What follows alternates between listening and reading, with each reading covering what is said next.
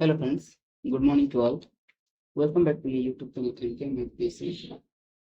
तो फ्रेंड्स आज आम ये वीडियो रे अर्थालंकार गोटे टाइप जो अच्छी उपमा अलंकार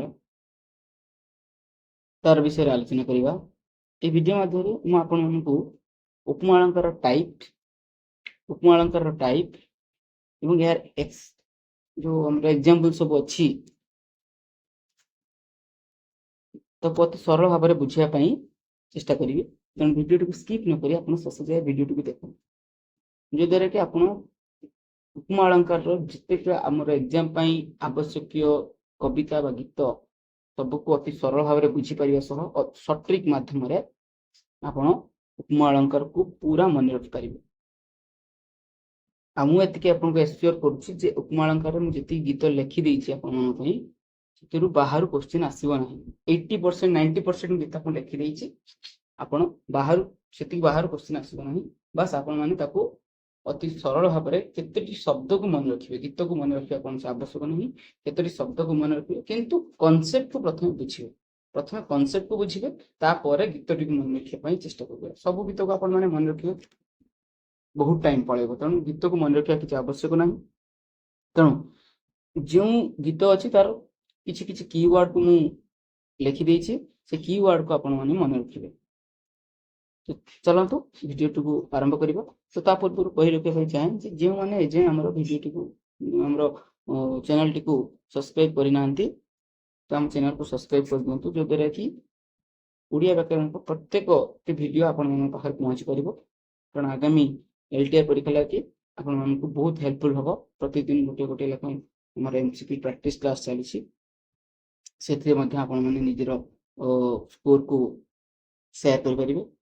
तेणु चलतु आज वीडियो को आरंभ करवा। तो प्रथम देखा उपमा अलंकार कहले कौन बुझा उपमा अलंकार कहले कौन साधारण धर्म विशिष्ट दुईटी भिन्न भिन्न जातीय वस्तुर सादृश्य कथित दुईटी भिन्न भिन्न जातीय वस्तु अर्थात गोटे वस्तु सहित आउ गोटे वस्तु भितर जो सिमिलारिटी बा सादृश्यता आसे समानता आसे ताको आमे उपमा अलंकार बोली कहू।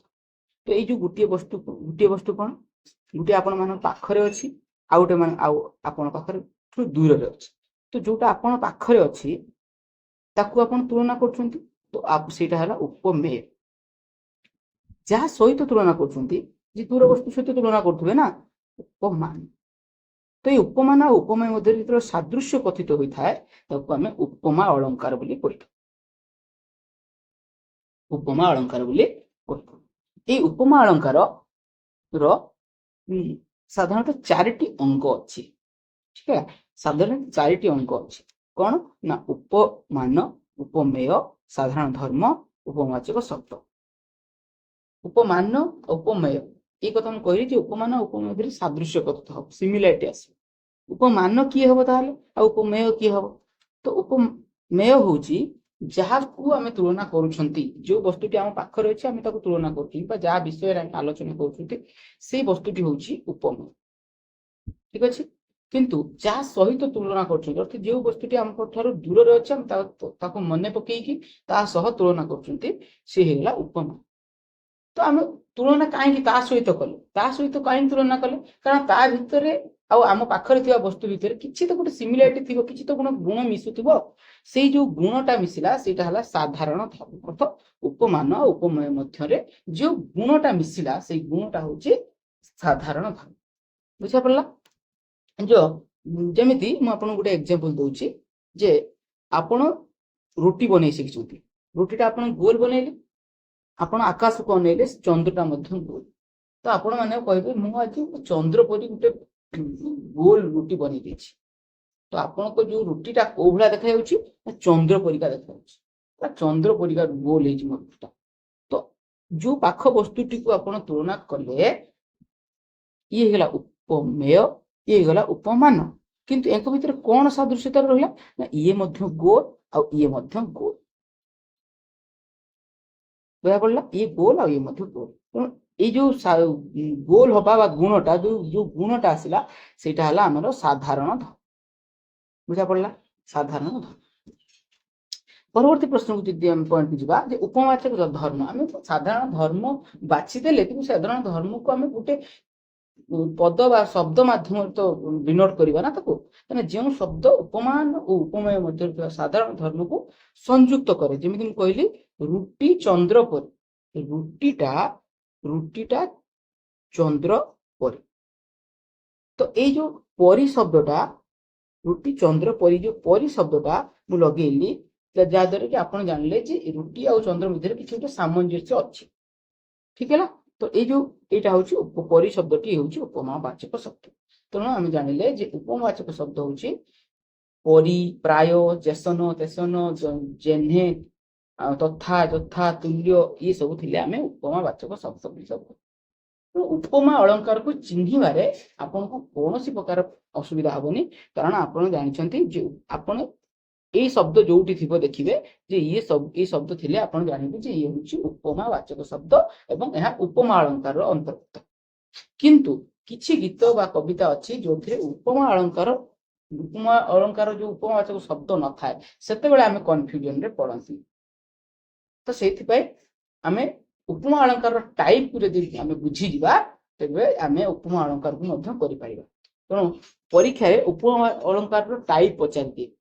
ଅବଶ୍ୟ 2023 ଆମ ବ୍ୟାଚରେ ଆପଣଙ୍କର ଟାଇପ ପଚାରି ନଥିଲା, କିନ୍ତୁ 22 ବ୍ୟାଚରେ ଟାଇପ ପଚାରିଥିଲା, 21 ବ୍ୟାଚରେ ଟାଇପ ପଚାରିଥିଲା। ତ ଏଇ ଯୋଉ ଟାଇପ ପଚାରିଦେବ ଯେତେବେଳେ, ତାର ପ୍ରକାର ପଚାରିଦେବ ଯେତେବେଳେ, ଆମକୁ ସେତେବେଳେ ଟିକେ କନଫ୍ୟୁଜନ ହବ। ତ ସେଥିପାଇଁ ଆମକୁ ଟାଇପକୁ ଟିକେ କନସେପ୍ଟ ନଲେଜ ରଖିବା ଦରକାର, ଯଦ୍ୱାରା କି ଆମେ ଏଲିମିନେସନ ମେଥଡ ମାଧ୍ୟମରେ ମଧ୍ୟ ଏ ଅଳଙ୍କାରକୁ ଟ୍ୟାକଲ କରିପାରିବା। ତେଣୁ ଉପମା ଅଳଙ୍କାର ସାଧାରଣତଃ 3 ଭାଗରେ, ପୂର୍ଣ୍ଣ ଉପମା, ଲୁପ୍ତ ଉପମା, ମାଳ ଉପମା। ପୂର୍ଣ୍ଣ ଉପମା, ଲୁପ୍ତ ଉପମା, ମାଳ। ତେଣୁ ଏଇ ଅଳଙ୍କାରର ଟାଇପକୁ ମୁଁ ସମ୍ୟକ ଆଲୋଚନା କରିବି, ବିସ୍ତୃତ ଆଲୋଚନା କରିବି ନାହିଁ, କାରଣ ଆଲୋଚନାର ବିଷୟ ଆମର ହଉଛି ମେନ୍ ଆମେ କେମିତି ଅଳଙ୍କାରକୁ ମନେ ରଖିପାରିବା। ତାର ମିନିଂକୁ ଆମେ କୌଣସି ପ୍ରକାର ଆମର ଆବଶ୍ୟକତା ନାହିଁ ଏତେ ମନେ ରଖିବା। ଆମର ଆବଶ୍ୟକତା ହଉଛି କିପରି ଭାବରେ ଆମେ ଗୀତ ଗୁଡ଼ିକୁ ମନେ ରଖିପାରିବା, ଯୋଉଦ୍ୱାରା କି ଆମକୁ ଏକ୍ସାମ୍ପଲରେ ହେଲ୍ପ କରିବ। କନସେପ୍ଟ ନଲେଜ ଅଳ୍ପ ରଖିବା। ଆଉ ତେଣୁ ପ୍ରଥମ ହଉଛି ପୂର୍ଣ୍ଣ ଉପମା। ପ୍ରଥମ ହଉଛି ପୂର୍ଣ୍ଣ ଉପମା। ପୂର୍ଣ୍ଣ କହିଲେ ଯେ 4ଟି ଅଙ୍ଗର ଅବସ୍ଥିତି ଥିବ, ଅର୍ଥ ଉପମା ଅଳଙ୍କାରର ଯୋଉ 4ଟି ଅଙ୍ଗ ରହିଛି, ଉପମାନ, ଉପମେୟ ଆଉ ସାଧାରଣ ଧର୍ମ, ଉପମାନ, ଉପମେୟ, ସାଧାରଣ ଧର୍ମ ଆଉ ଉପମାବାଚକ ଶବ୍ଦ। এই 4ଟି ଅଙ୍ଗର ଅବସ୍ଥିତି ଥିଲେ ଆମେ ତାକୁ କହିବା ଉପମାବାଚକ ଶବ୍ଦ। ଉପମା ଆମର ପୂର୍ଣ୍ଣ ଉପମା ବୋଲି କହିପାରିବା। ତେଣୁ ପ୍ରଥମ ଗୀତଟି ହଉଛି ଖଣ୍ଡ ଖଣ୍ଡ ଧଳା ମେଘ ସୁନୀଳ ଅମ୍ବରେ, ଭାସୋଇ ବୋଇତ ଯଥା ନୀଳ ସମୁଦ୍ର।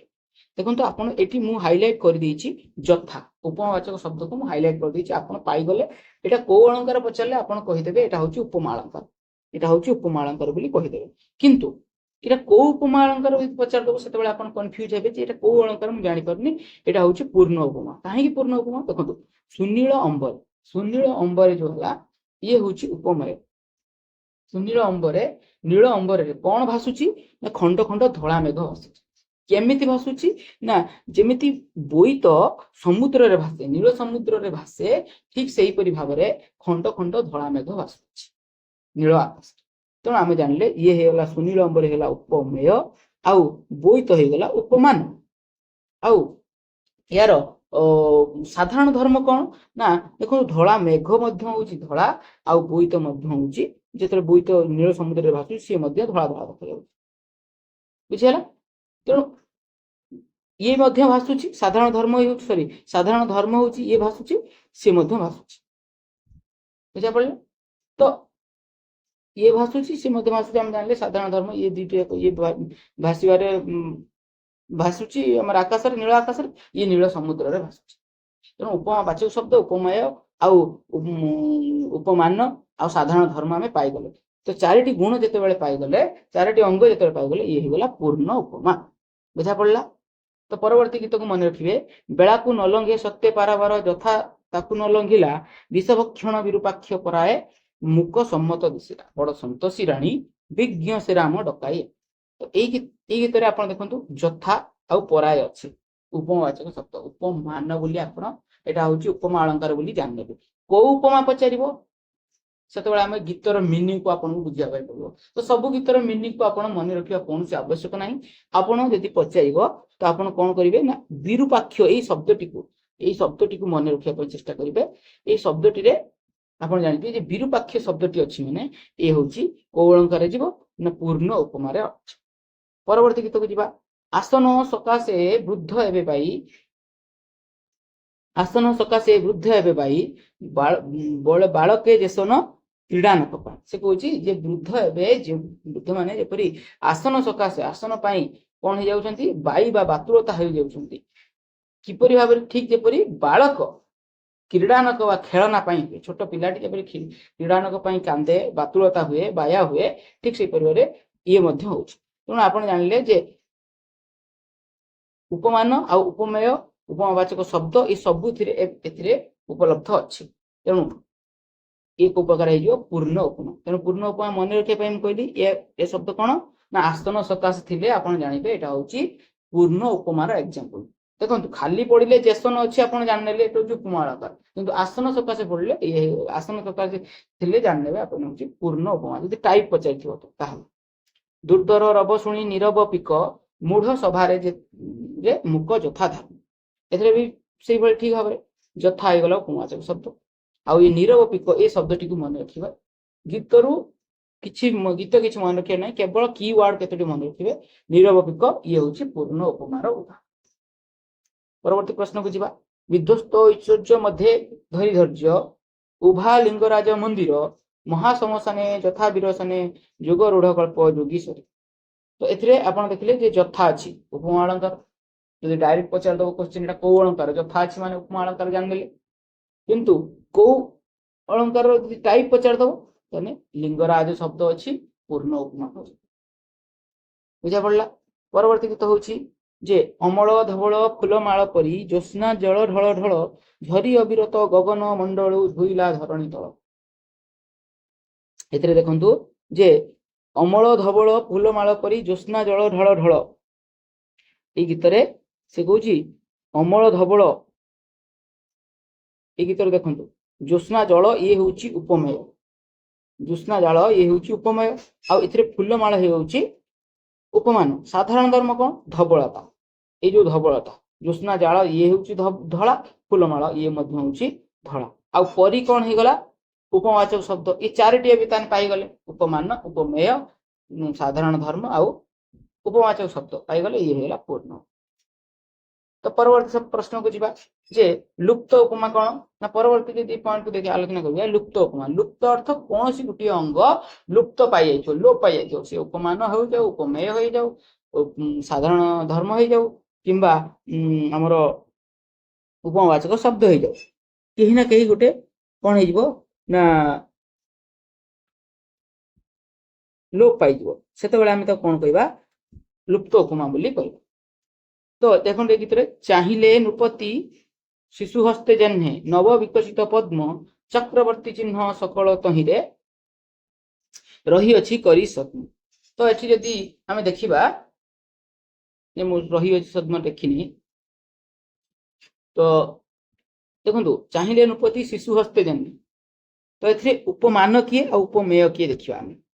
ଏଠି ତୁଳନା କାହାକୁ କାହା ସହିତ କରାଯାଇଛି, ଶିଶୁ ହସ୍ତେ, ଏ ଶିଶୁର ହସ୍ତଟାକୁ ନବ ବିକଶିତ ପଦ୍ମ ସହିତ ତୁଳନା କରାଯାଇଛି। ବୁଝା ପଡିଲା। ତ ନବ ବିକଶିତ ପଦ୍ମ ସହିତ ଯେତେବେଳେ ତୁଳନା କରାଗଲା, ଉପମେୟ କିଏ ନବ ବିକଶିତ ସରି ଶିଶୁ ହସ୍ତ ହେଇଗଲା, କାହା ସହିତ ତୁଳନା କରାଗଲା ନବ ବିକଶିତ ପଦ୍ମ ସହିତ। ତ ଏଙ୍କ ଭିତରେ ଆଉ ଜେହ୍ନେ ହେଇଗଲା ଉପମାବାଚକ ଶବ୍ଦ। ଉପମାନ ପାଇଗଲେ, ଉପମାବାଚକ ଶବ୍ଦ ପାଇଗଲେ, ଉପମେୟ ପାଇଗଲେ, ଉପମାନ ପାଇଗଲେ, ଉପମାବାଚକ ଶବ୍ଦ ମଧ୍ୟ ପାଇଗଲେ। ଆଉ ରହିଲା କିଏ ସାଧାରଣ ଧର୍ମ। ଆପଣ ମାନେ କୁହନ୍ତୁ ଯେ ଉପମାନ ଆଉ ସାଧାରଣ ଧର୍ମ ଏହା ଭିତରେ କଣ ଯେ ସିମିଲାରିଟି ଆସୁଛି। ବିକଶିତ ମାନେ ଶିଶୁ ହସ୍ତର ସହିତ ବିକଶିତ ପଦ୍ମର କୌଣସି ସାଦୃଶ୍ୟତା ଆସୁଛି ନାହିଁ ଏବଂ କୌଣସି ସାଦୃଶ୍ୟତା ବର୍ଣ୍ଣନା ମଧ୍ୟ କରାଯାଇ ନାହିଁ। ତେଣୁ ଏଠାରେ ଆମର ସାଧାରଣ ଧର୍ମର ଲୋପ ଘଟିଥିବାରୁ ଏହା ହଉଛି ଲୁପ୍ତ ଉପମା। ତେଣୁ ଆପଣ ଏତେ ଗୀତ ମନେ ରଖିବେ ନାହିଁ।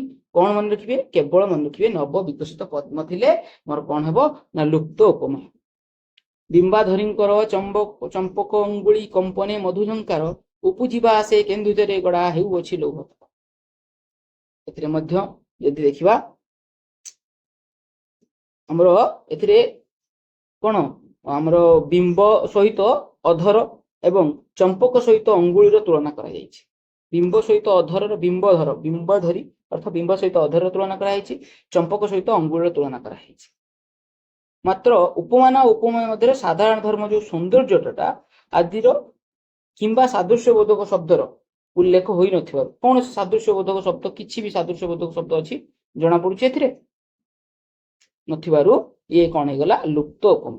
ଗୋଟିଏ ପ୍ରକାର ଅଙ୍ଗ, ଗୋଟେ ଅଙ୍ଗ ନଥିବ। ଆପଣ ଦେଖନ୍ତୁ ଏଠି ଉପମାବାଚକ ଶବ୍ଦ ଅଛି, ମତେ ତ କାହିଁ ଦେଖାଯାଉନି, ଆପଣ ଦେଖନ୍ତୁ ଉପମାବାଚକ ଶବ୍ଦ ଅଛି, ଉପମାବାଚକ ଶବ୍ଦ ନାହିଁ। କୌଣସି ସାଦୃଶ୍ୟ ବୋଧକ ଶବ୍ଦ ନାହିଁ ଯଦି, ତାହେଲେ ସେ କଣ ହେଇଗଲା, ଲୁପ୍ତ ଉପମା। ଯଦି ଏଇ କ୍ୱେଶ୍ଚନ ଆପଣଙ୍କର ଏକ୍ସାମ୍ପଲରେ ଥର ଆସିଯିବ, କଣ କରିବେ ଆପଣ ଖୋଜିବେ ଉପମାବାଚକ ଶବ୍ଦ କାହିଁ ନାହିଁ ତ, ତେଣୁ ଇଏ ଉପମା ଅଳଙ୍କାର। ତେଣୁ ଆପଣ ମନେ ରଖିବେ ଯେ ବିମ୍ବ ଧରିଥିଲେ ଇଏ ହେଉଛି ପୂର୍ଣ୍ଣ ଉପମାର ଉଦାହରଣ, ସରି ଲୁପ୍ତ ଉପମାର ଉଦାହରଣ। ପରବର୍ତ୍ତୀ ପ୍ରଶ୍ନ, ନବୀନ ନିରଦ ବରଣ ଘନ କେଶ କଳାପେ ସୁଗନ୍ଧ ତୈଳ ଲେପିଲେ ଘୋର ନିଧାଗ ତାପେ। ଏଥିରେ ମଧ୍ୟ ଉପମାବାଚକ ଶବ୍ଦ ନାହିଁ, ତେଣୁ ଗୋଟେ ଅଙ୍ଗ ନାହିଁ, ତେଣୁ ଏଟା ହେଇଗଲା ଲୁପ୍ତ ଉପମା। ତେଣୁ ୟାର କି ୱାର୍ଡ ମନେ ରଖିବେ, ସୁଗନ୍ଧ ତୈଳ, ଇଏ ହେଉଛି ତାର କି ୱାର୍ଡ। ଗୋଟିଏ ରତି ବହିଛି ଗୋଟିଏ ଦେହି ଶୁଣିଲା ନଥିଲା ଦେଖିଥିବା କେ ନା। ଦେଖନ୍ତୁ ଏଥିରେ ଲୁପ୍ତ ଉପମା ହେଇଛି, କାରଣ ଏଥିରେ ଆମର ଉପମାବାଚକ ଶବ୍ଦ ନାହିଁ, ତେଣୁ ଇଏ ହେଇଗଲା ଆମର ଲୁପ୍ତ ଉପମା। ଶକୁନ୍ତଳା କଣ୍ଠ ଦୁହିତା ଅପର ବେନି ତାର ସହଚରୀ ଶକୁନ୍ତଳା ଦିଶୁ ଥିଲା ବେନି ପତ୍ର ମଧ୍ୟରେ ପ୍ରସୂନ ପରି। ତ ଏଥିରେ ପରି ଉପମାବାଚକ ଶବ୍ଦ ପାଇଗଲେ, ଆମର ଅଛି କଣ ଅଛି, ଆମର ଉପମାବାଚକ ଶବ୍ଦ ଅଛି। କିନ୍ତୁ ଯଦି ଆମେ ଦେଖିବା ଏଥିରେ ଆଉ କଣ ନାହିଁ ଦେଖିବା। ଏଠାରେ ଶକୁନ୍ତଳା ବେନିପତ୍ର ମଧ୍ୟରେ ପ୍ରସୂନ ପରି ସୁନ୍ଦର ଦିଶୁଥିବା କଥା ଉଲ୍ଲେଖ କରାଯାଇଛି, କିନ୍ତୁ ସୌନ୍ଦର୍ଯ୍ୟବୋଧକ ସାଧାରଣ ଧର୍ମ ନାହିଁ।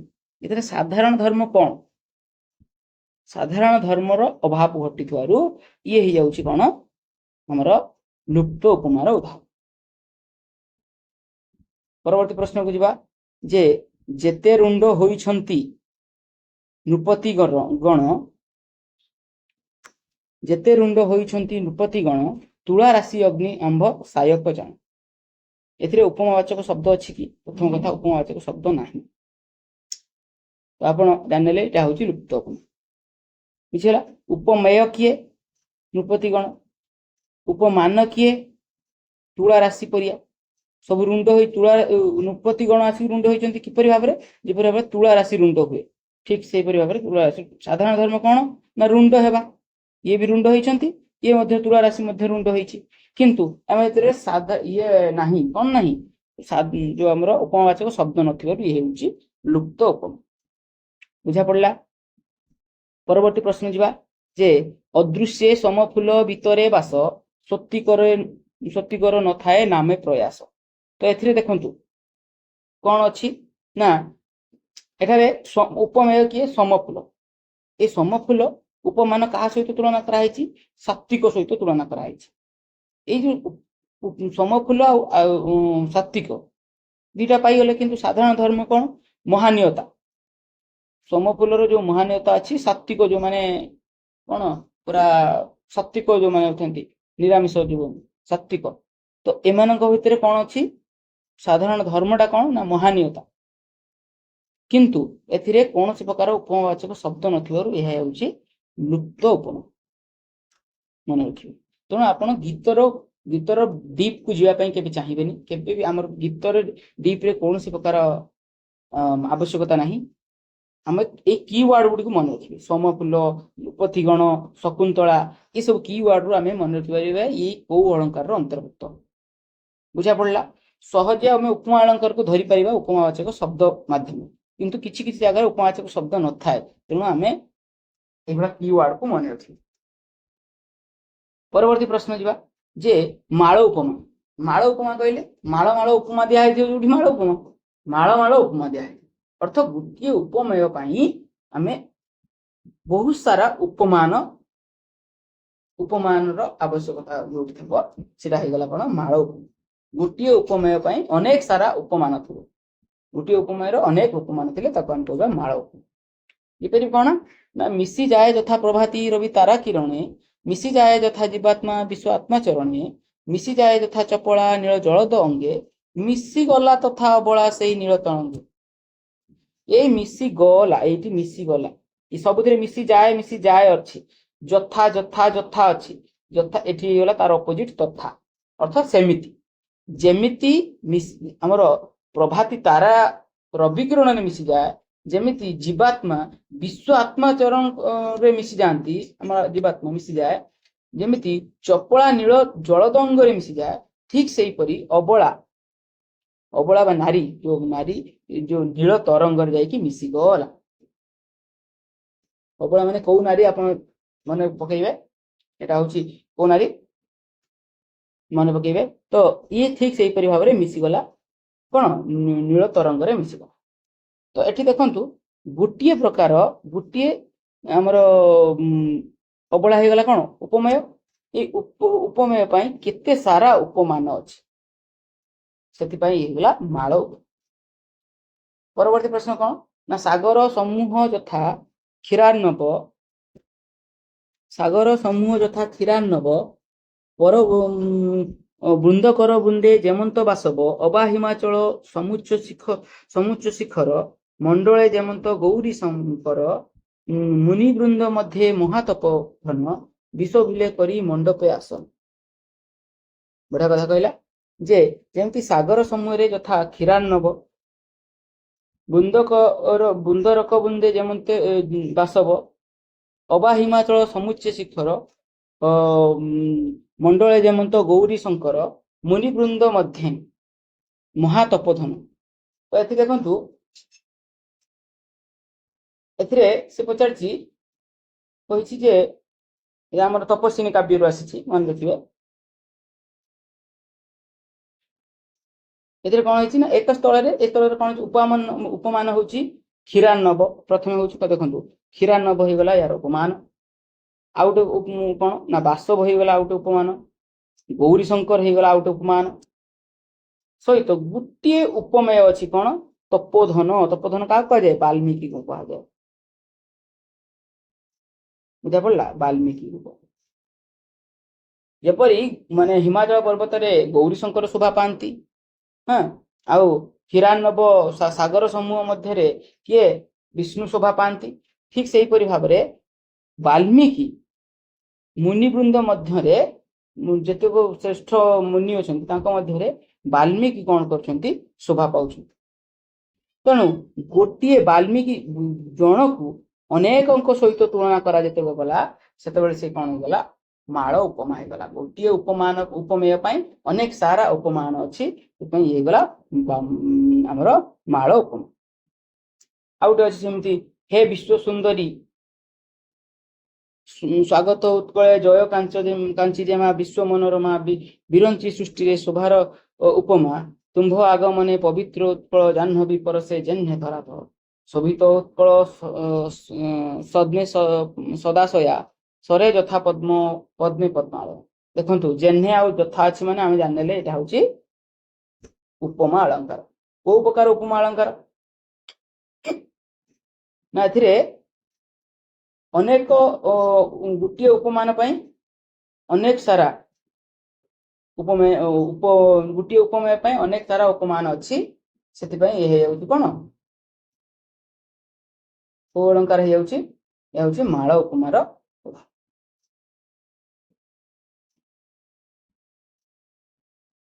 ଦେଖିଲେ ଯେ ଏଥିରେ ଆମର ଯଦି ଆମେ ଦେଖିବା, ଏଟାକୁ ଟିକେ ଏକ୍ସପ୍ଲେନ କରିଦଉଛି, ମନେ ରଖିବେ ଯେ ଏଠାରେ ଗୋଟିଏ ପ୍ରକାର ଏକାଧିକ କଣ ଅଛି, ଉପମାନ ଅଛି। ଯେମିତି ଜାହ୍ନବୀ ହେଇଗଲା ଗୋଟେ, ଜାହ୍ନବୀ ହେଇଗଲା ଗୋଟେ ପ୍ରକାର ଆମର ଉପମାନ, ପଦ୍ମ ହେଇଗଲା ଗୋଟେ ପ୍ରକାର ଉପମାନ, ଏବଂ ପଦ୍ମାଳୟା ମଧ୍ୟ ଗୋଟେ ଉପମାନ। ଉପମେୟ କଣ ନା ଏଇ ଯୋଉ କାଞ୍ଚି ଜେମା, ସଦାଶୟା କାଞ୍ଚି ଜେମାଙ୍କର ଏମାନଙ୍କ ସହିତ ତୁଳନା କରାଯାଇଛି, ଜାହ୍ନବୀଙ୍କ ସହିତ ତୁଳନା କରାଯାଇଛି, ପଦ୍ମାଳୟାଙ୍କ ସହିତ ତୁଳନା କରାଯାଇଛି, ଆଉ ପଦ୍ମ ସହିତ ତୁଳନା କରାଯାଇଛି। ତେଣୁ ଗୋଟିଏ ପ୍ରକାର ଆମର ଉପମେୟ ପାଇଁ ଅନେକ ସାରା ଉପମାନ ଅଛି, ସେଥିପାଇଁ ଏହା ହଉଛି ମାଳ ଉପମା। ବୁଝା ପଡିଲା। ତେଣୁ ଆପଣ ଏସବୁ ଭିତରୁ ଏଇ ଟ୍ରିକଟିକୁ ମନେ ରଖିବେ ଯେ ହେ ବିଶ୍ୱ ସୁନ୍ଦର, ହେ ବିଶ୍ୱ ସୁନ୍ଦର ଥିଲେ ଆମର କୋଉ ଅଳଙ୍କାର ହବ, ଉପମା ଅଳଙ୍କାର ହବ। କୋଉ ଉପମା ହବ? ମାଳ ଉପମା।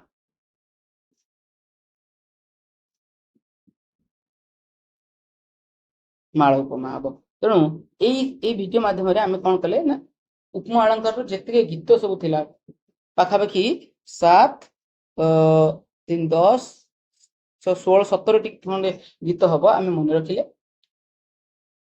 ସେ ଗୀତ ମାଧ୍ୟମରେ ଆପଣ ମାନେ ଏତେ ସାରା ଗୀତକୁ ମନେ ରଖିବା କି ଦରକାର ନାହିଁ, କେତୋଟି ୱାର୍ଡକୁ ଆପଣ ମନେ ରଖି ଦିଅନ୍ତୁ। ଟାଇପ ପଚାରିଦେଲେ ବି କରିଦେବେ, ଅଳଙ୍କାର ପଚାରିଲେ ମଧ୍ୟ କରିଦେବେ। ବୁଝା ପଡିଲା? ତେଣୁ এই ଭିଡିଓ ମାଧ୍ୟମରେ ଆପଣ ଉପମା ଅଳଙ୍କାରଟିକୁ ବୁଝିଲେ। ପରବର୍ତ୍ତୀ କ୍ଲାସରେ ମୁଁ ପୁଣି ରୂପକ ଅଳଙ୍କାର ଉପରେ ଆଣିବି।